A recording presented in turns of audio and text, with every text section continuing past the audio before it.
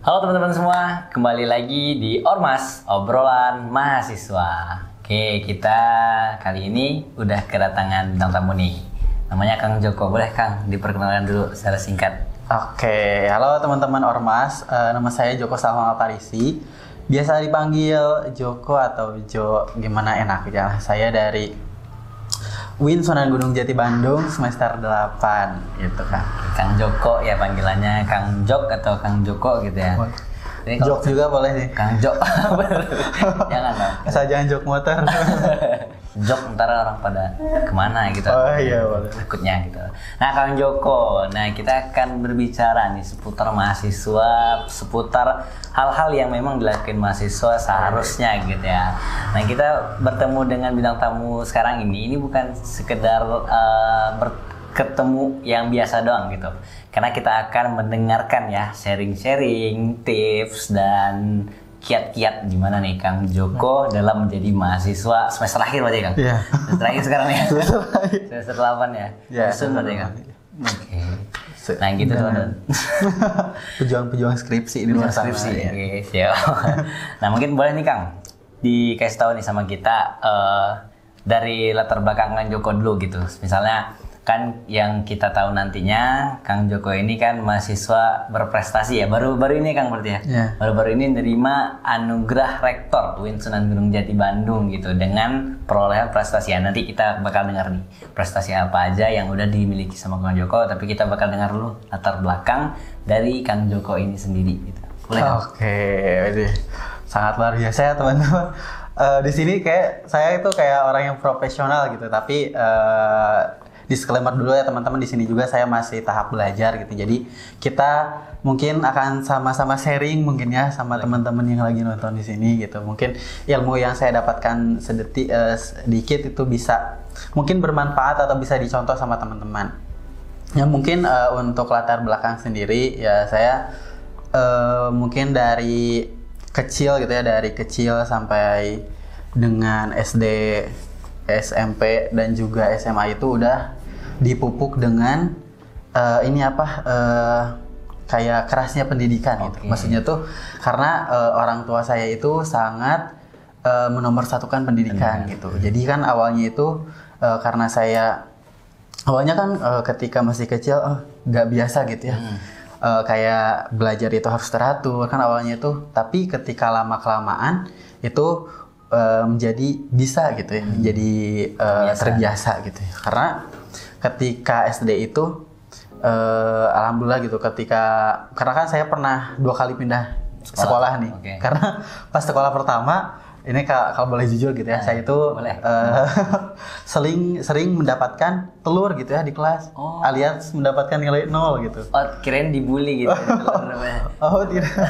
Nah gitu, tapi dari sana tuh saya berpikir karena kan saya juga punya kakak perempuan gitu, dan dia tuh insya Allah gitu ya pintar gitu. Nah saya tuh gimana sih caranya biar kayak kakak saya, dan dari sana ya dari sana kan ketika saya pindah sekolah, nah dari sanalah saya mulai giat belajar gitu. Maksudnya tuh masih main kayak bocah-bocah pada masanya, cuman kayak malam-malam tuh ngerjain PR-nya rajin gitu, dan alhamdulillah gitu membuahkan hasil, bisa juara pertama di kelas gitu kayak gitu sampai kelas 6. Terus kalau MTS SMA, nah baru tuh saya tuh mulai di Swiss dari rumah atau di Swiss apa ya, kayak dihempas gitu. Oke.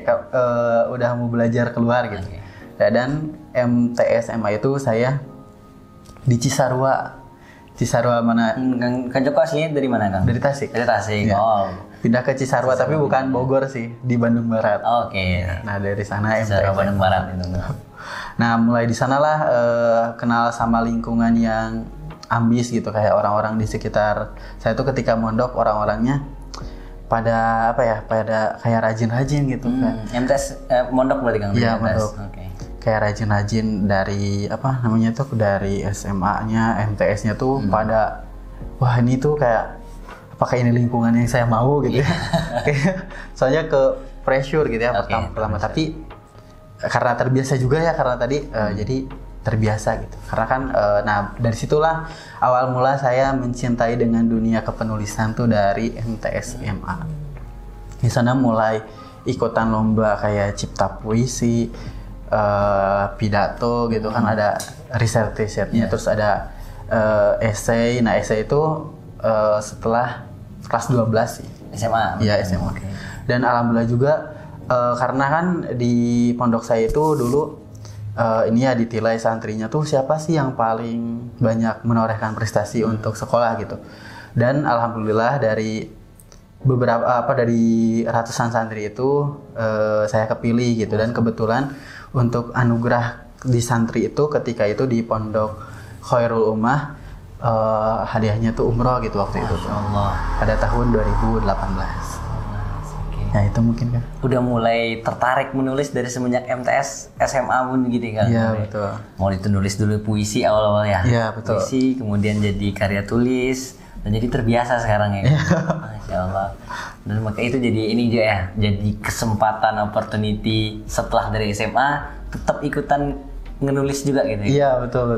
Biasa. Emang jadi hobi atau memang udah jadi makanan sehari-hari gitu kan? Oke, udah kayak nasi ya makan. Iya, soalnya kan kalau hobi ya kapan sempat gitu bisa nulis gitu. Ini mungkin udah jadi rutinan kalau nulis gitu.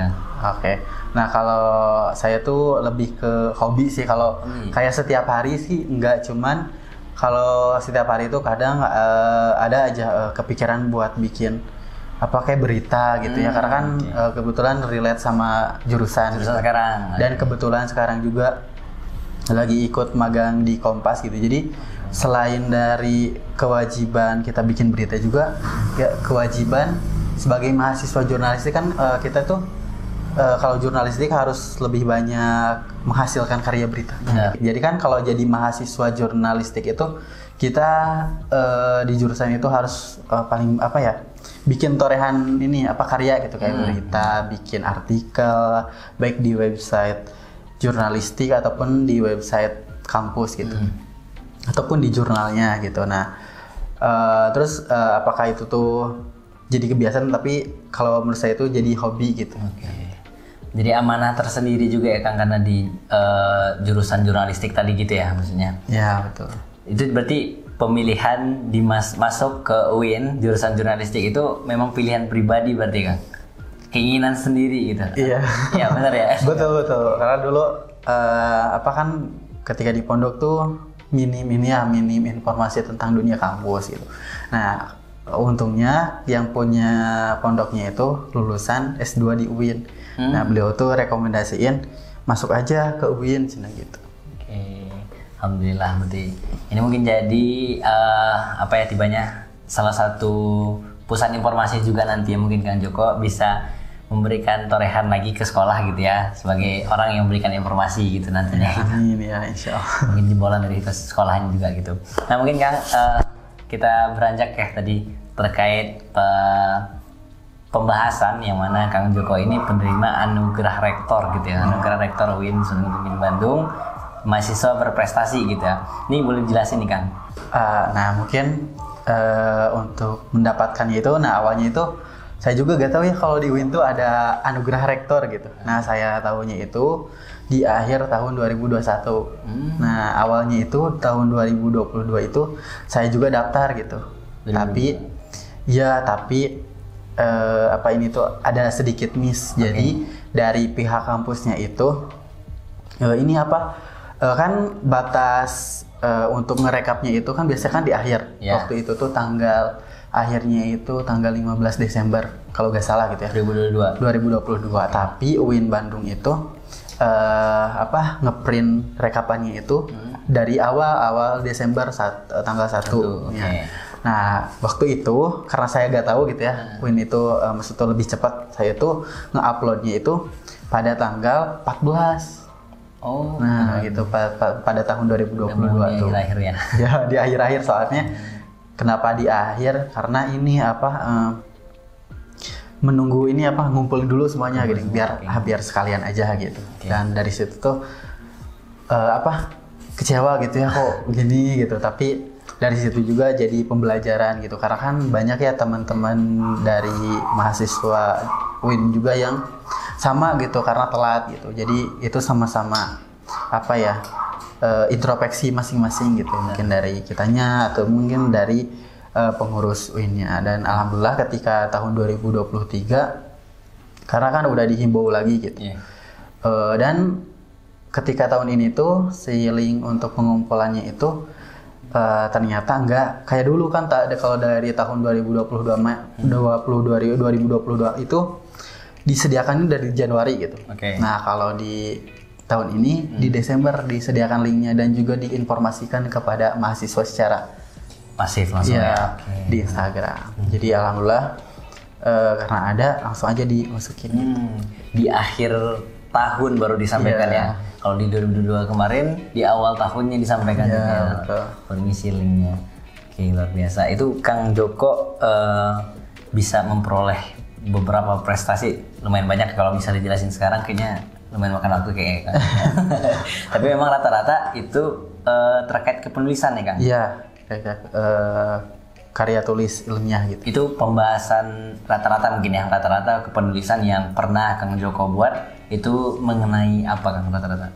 Oke, nah kalau ini juga ya mungkin jadi tips ke teman-teman gitu, gimana sih biar LKTI ataupun esainya itu bisa juara gitu. Karena kan saya juga ini dapat dari orang lain gitu, dari teman saya di kampus UIN Bandung. Nah, biar esai kita itu juara, kita itu harus bikin judul dan juga pendahuluan yang strong gitu. Jadi strong di sini itu kita bikin judul yang bisa ngerangkum isi kita gitu.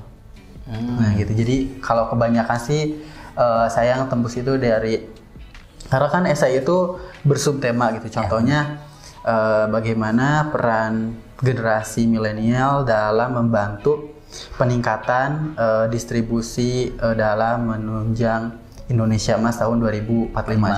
Nah itu tuh subtemanya ada pendidikan, lingkungan, terus ekonomi, nah sebagainya. Nah saya itu saya sering untuk diambil subtemanya itu pendidikan gitu, pendidikan dan juga industri dan juga ada transportasi dan lingkungan gitu.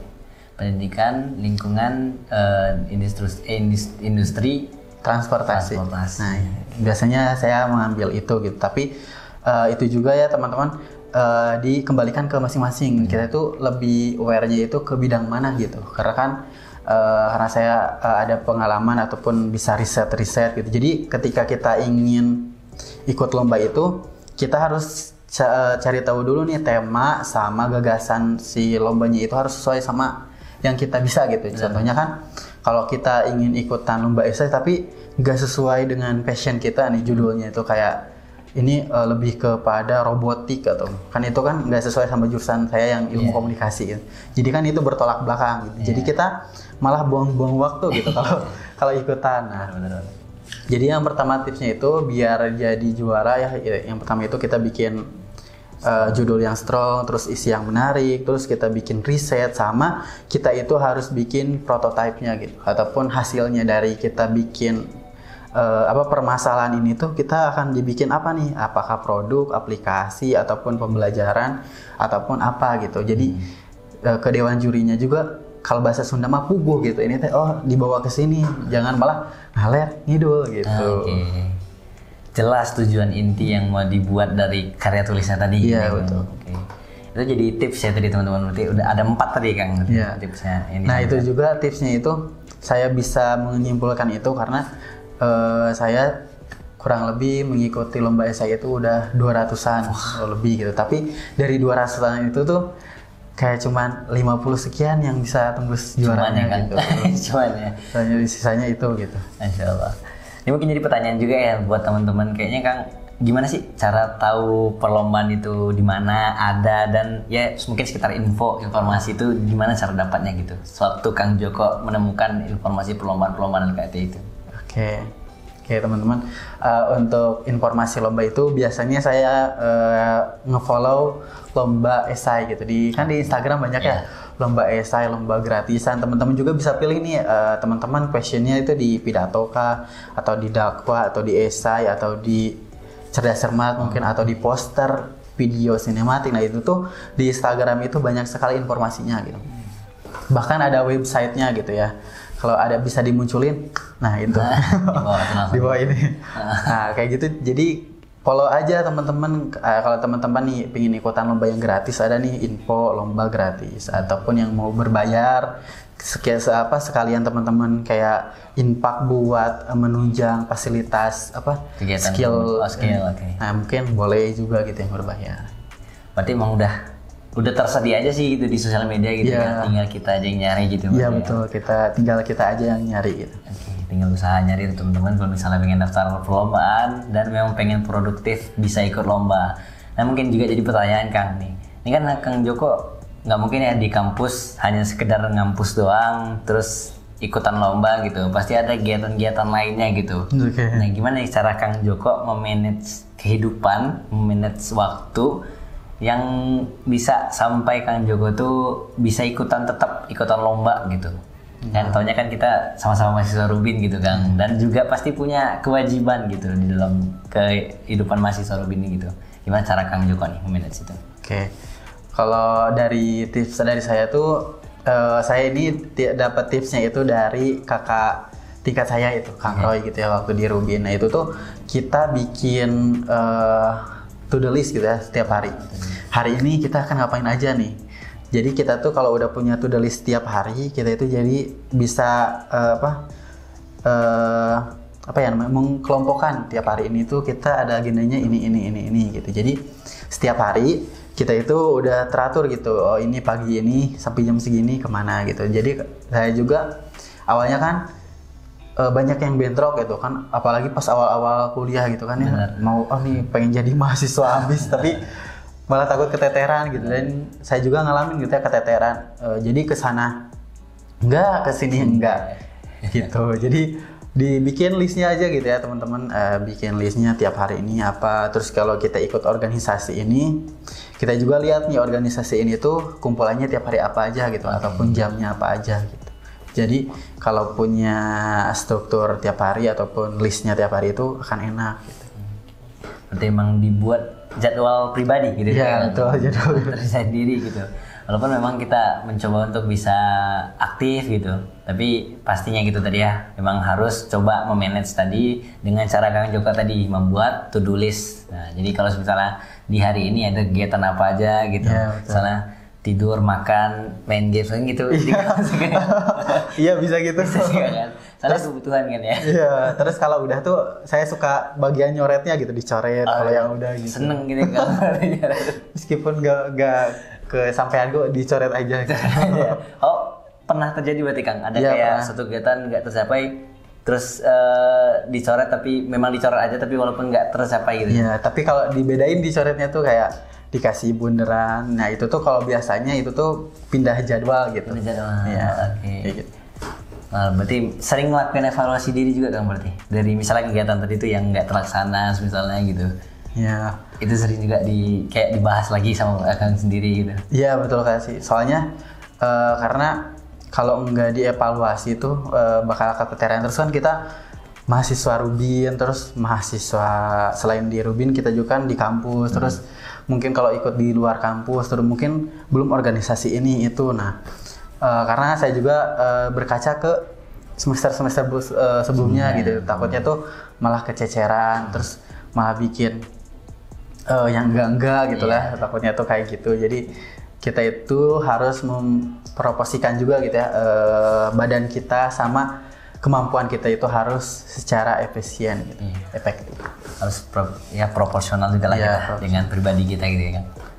Nah mungkin gitu ya teman-teman, terkait mungkin ada tadi ya sedikit disambangi tips and trick gimana Kang Joko bisa dapatin anugerah rektor dari UIN Bandung itu, dan itu tuh mungkin bisa dikategorikan sebagai mahasiswa berprestasi berarti Kang gitu ya. Dikatakan seperti itu ya. Nah gitu ya teman-teman, mungkin ada Kang closing statement kiat gitu ataupun motivasi buat teman-teman nih yang pengen mungkin dari semester 1 nih ya, yang pengen produktif dari awal gitu, pengen ikutan lomba, pengen ikutan banyak hal tapi terkendala berbagai hal gitu. Nah dari Kang Joko sendiri mungkin ada nggak Kang kira-kira? Oke, mungkin kalau dari saya tipsnya gitu ya ke teman-teman dari sekarang nih, mulai cari hobi teman-teman ataupun kebisaan teman-teman itu apa gitu. Teman-teman lebih condong ke bidang apa. Nah dari sana teman-teman harus udah mulai aware gitu ya. Soalnya kalau enggak aware dari sekarang, kita itu jadi gak bisa memanage ke depannya. Kita itu mau ke apa, ke bidang apa, mungkin nanti kerjanya ke bidang apa. Karena kalau enggak disesuaikan, mungkin nanti teman-teman akan timbul kepaksaan ataupun mungkin nanti teman-teman malah saya kayaknya salah jurusan ataupun sebagainya gitu. Tapi kalau teman-teman udah terlanjur ya, teman-teman harus lakuin aja gitu ya, meskipun itu dengan terpaksa, karena saya juga awalnya terpaksa, lama-lama menjadi terbiasa gitu. Nah dan juga teman-teman kalau ingin mendapat apresiasi rektor juga, teman-teman dari sekarang nih teman-teman harus udah bikin lomba yang teman-teman ingin dapatkan, baik itu tingkat nasional, internasional, karena semakin banyak teman-teman akan semakin dikenal dan juga nantinya akan diapresiasi oleh UIN. Dan saya juga menerapkan quotes dari Kang Haris Hendrik, mahasiswa UGM pada mahasiswa tahun 2017. Nah, beliau itu pernah berkata bahwa jika belajar adalah ibadah, maka berprestasi adalah dakwah gitu. Jadi jika belajar kita niatkan sebagai ibadah gitu, kita mencari ilmu, terus ketika kita berprestasi kita niatkan sebagai dakwah, yaitu dakwah kepada teman-teman kita ataupun mungkin dakwah kepada orang-orang adik kelas kita gitu, biar adik-adik kelas kita itu memiliki motivasi yang sama untuk bisa mengembangkan bakatnya gitu. Luar biasa. Ya, terima kasih banyak Kang Joko ya atas tadi udah disampaikan juga quotes dan juga tips gitu gimana caranya teman-teman. Ini awal tahun yang memang teman-teman harus mempersiapkan dari awal, dari sejak dasar teman-teman harus mempersiapkan gimana baiknya teman-teman yang mau produktif dan terkhususnya tadi teman-teman yang mau mendapatkan anugerah rektor seperti itu. Mungkin cukup sekian ya, terima kasih banyak Kang Joko ya atas terima kasih juga telah mengundang saya guys. Semoga teman-teman jangan bosan-bosan ya untuk menonton video Ormas. Dan teman-teman semua jangan lupa untuk tetap stay tune ya dengan video-video selanjutnya. Terima kasih banyak dari kami, mungkin cukup sekian. Sampai jumpa di pertemuan Ormas selanjutnya. Sampai jumpa.